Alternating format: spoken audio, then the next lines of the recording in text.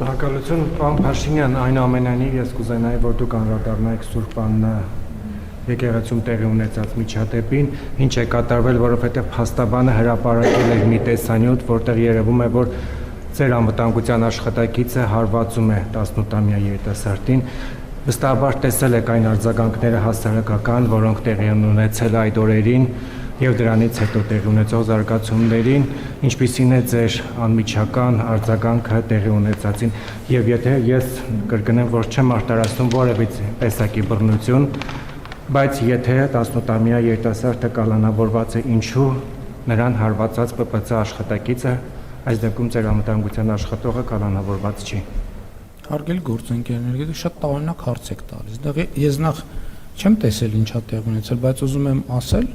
որ երբ որ պետական պահպանության ծառայության ծառայողը տեսնում է, որ իր պահպանյալին վտանգ ասպառնում, ինքը կարող է ուժ գործադրել, ինքը կարող է հարվածել, ինքը կարող է ուժ գործադրել, Աստված չանի սուր իրավիճակներում կարող է զենք գործադրել, այսինքն ձեզ համար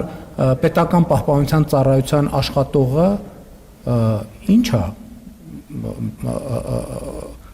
ամենայն հարգանքով բոլոր մասնագիտությունների նկատմամբ։ Պետական պահպանության ծառայության աշխատողը նրա համար է, որ երբ որ կա իրավիճակ ուժ գործադրի, ինքը բոլոր լիազորությունները ունի։ Իրավիճակը սրվի անհրաժեշտության պարագայում կարող զենք գործադրի։ Դա ձեզ համար նորություն է, բայց հետո երբ որ այդ աշխատանքը չանի, այդ պետական պահպանության ծառայողի աշխատողի դեմ է քրեական գործառույցվելու, ինքը կարող հայտնվի բանտում իր ծառայական պարտականությունները չկատարելու համար։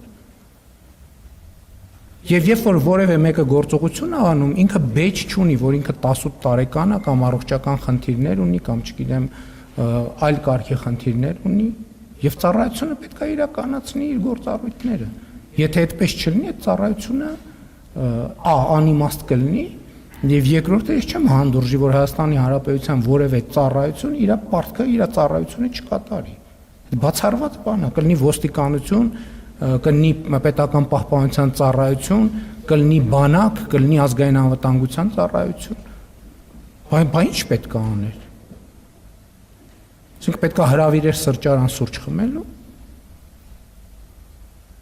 Շնորհակալություն, հաջորդ հարցը։ Այսինքն ես ինչքան հասկանում եմ, այնց է հարվածել, որ տենց նույնիսկ մարմնական վնասվածքներ բան չեն ստացել։ Բայց ինքը լիազորություն կարող էր ցանկացած մարմնական վնասված ստանալ։ Բայց իր ծառայության իմաստն այն է, որ երբ որ կա հարձակում կամ հարձակման վտանգ, ինքը գործի։ Եվ ինքը պետք է դա իմ աշխատանքը չի գնահատել, պետական պահպանության ծառայության աշխատանքը, դա ընդհանրապես իմ աշխատանքը չի գնահատել հարձակումը, հարձակում չի,